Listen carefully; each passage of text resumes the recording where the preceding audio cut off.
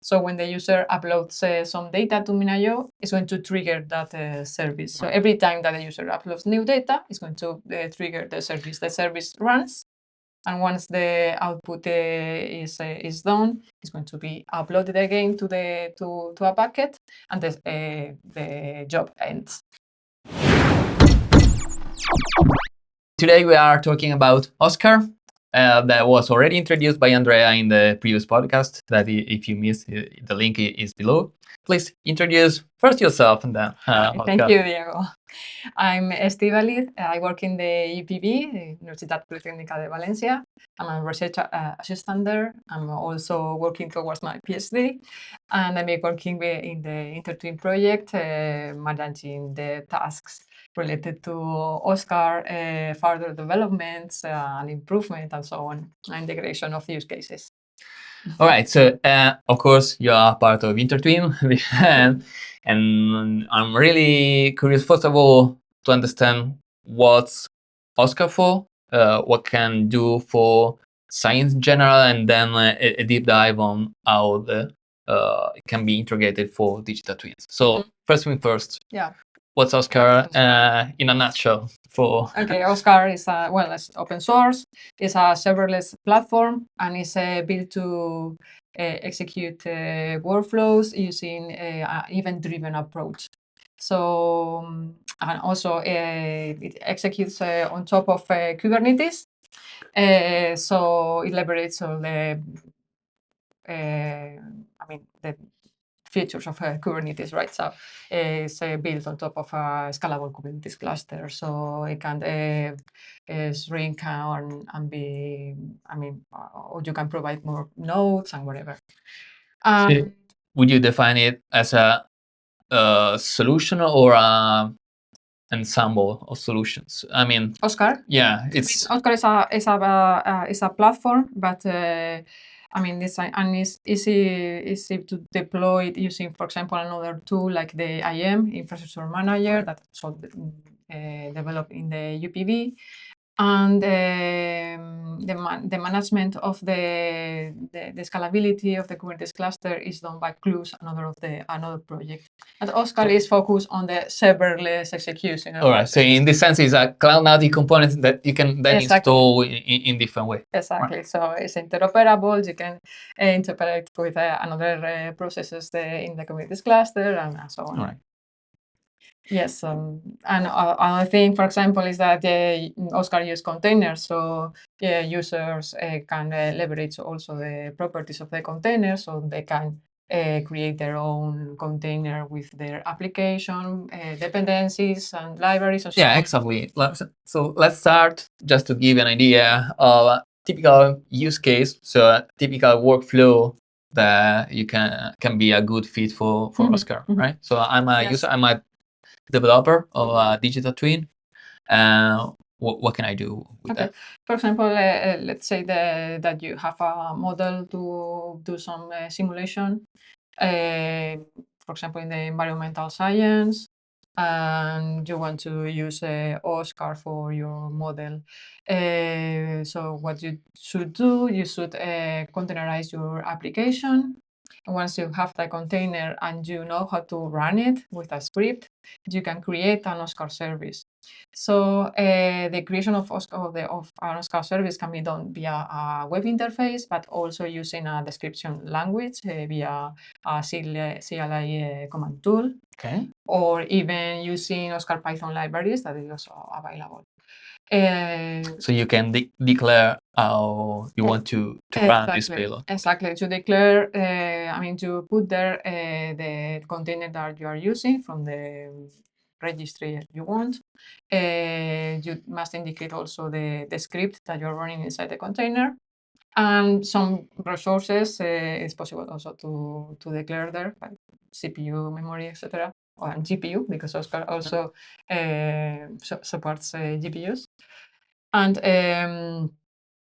then you deploy the service there. But the service is not going to be executed yet. The service is triggered by an event. For example, the user has some data that with an input data.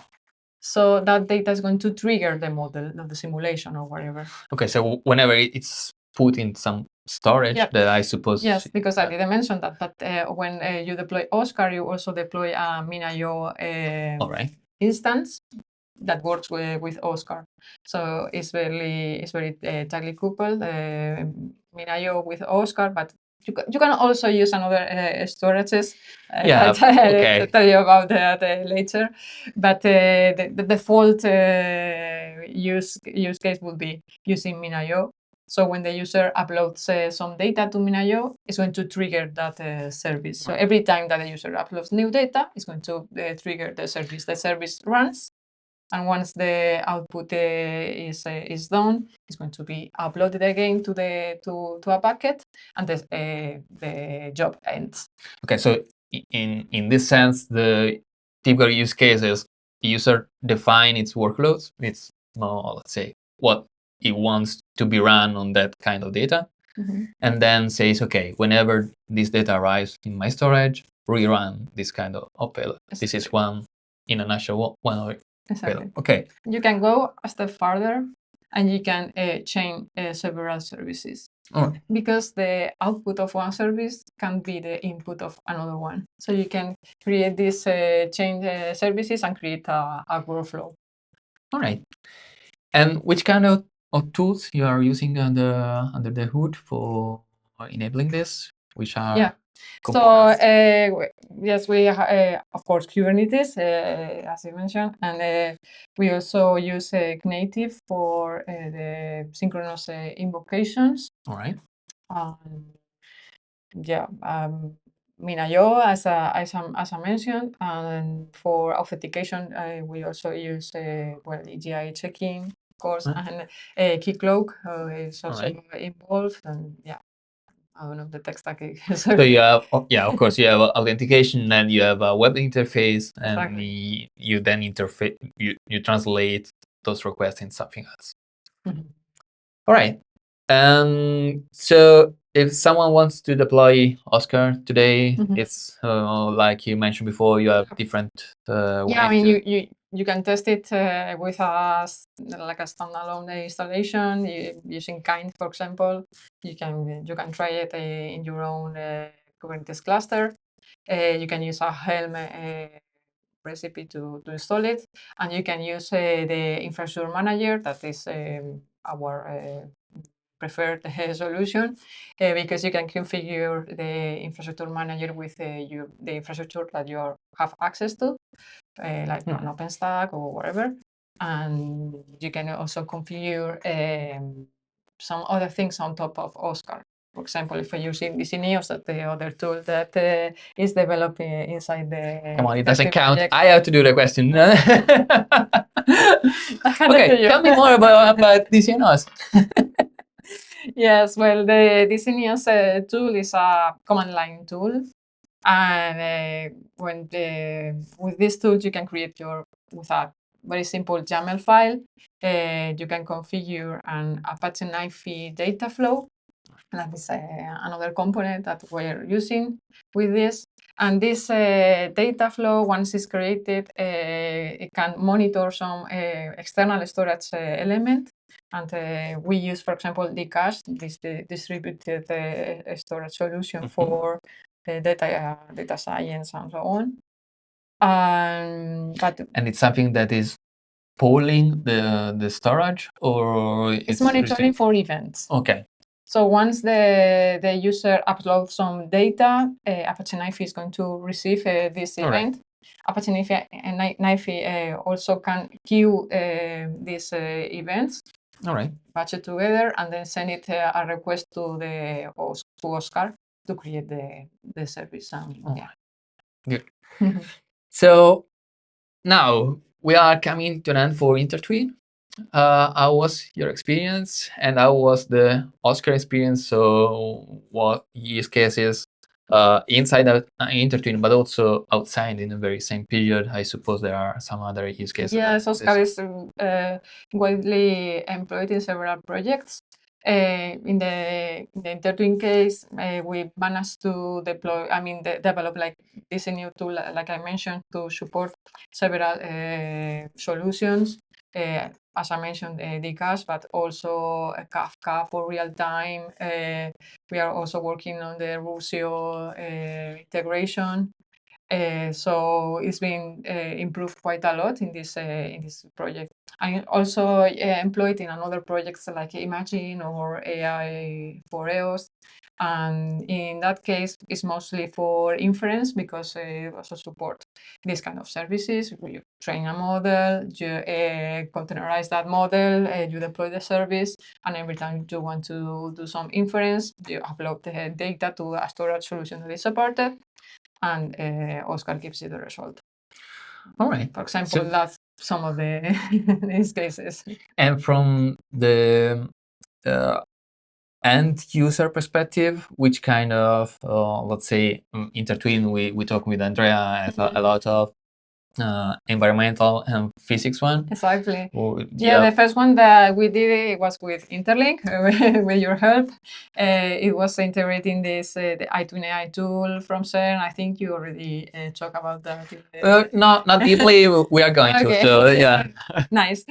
So yes. So yeah, just for the context, it's part of the structure that we discussed before with Andrea. So we have the access point for the developer that are frameworks of some sort.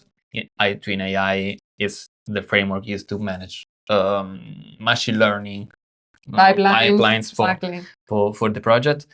And then this tool can be integrated in several ways. One of that demonstrated to be quite powerful was with Oscar. So you can run these payloads as a function, basically, right? Exactly. And it was offloaded through Interlink. And then you can offload. There is the other part that you might need GPUs on a supercomputer. So yeah. It was one of the domains, physics, because it was a model that they trained for GANs for simulations in the Large Hadron Collider. We will talk with them. So we will have an episode on that, so don't worry. Perfect. And another domains that we've been working on is with Altares. We worked on the float adapt digital twin. Right. So we managed to also create, in this case, several services that were put together through a common workflow, the CWL workflow. And we managed to offload that steps in the workflow to Oscar. And also, we've been working with URAC in the hydroform use case that is about drops in this case.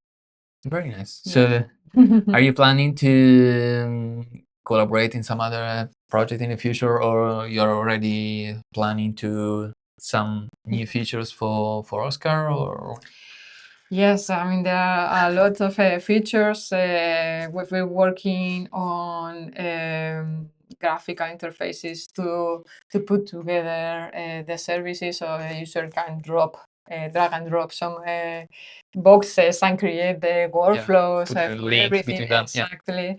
It's been, now Oscar, for example, supports some multi-tenancy as well, and it's been, the development is going on. Yeah. All right. So final question already made to Andrea. I hope you don't have it before. So I want an honest consideration. So how was your experience in the context of the project? We saw that there are different people involved from different backgrounds. So how would you define this experience? Also, in considering that you and the project itself delivered what was supposed to, so it was a success. And how you feel about that? Well, in the beginning, of course, when you start a new project, it's often difficult because you don't know the use cases. the people that develop the use cases don't know you, don't know your technology. So you need to do like a lot of put a lot of energy in human interactions more than technical. Exactly. Of course. Yeah, and tell them a lot about your technology and so on. So terminology convince them to use it and try it on, and yeah, that's a challenge for sure. But the collaboration with everyone has been very, very nice. I mean, and I think it shows in the finish. I mean, the development of the project, right? Yeah. So yeah, thank you for your time. Thank you. And by the way, if you are interested into Oscars, we will put every kind of documentation link in the description, so you will find more information. Feel free to reach out also to the people that work behind that. Thank you. So thank you, and see you in the next episode. Bye bye.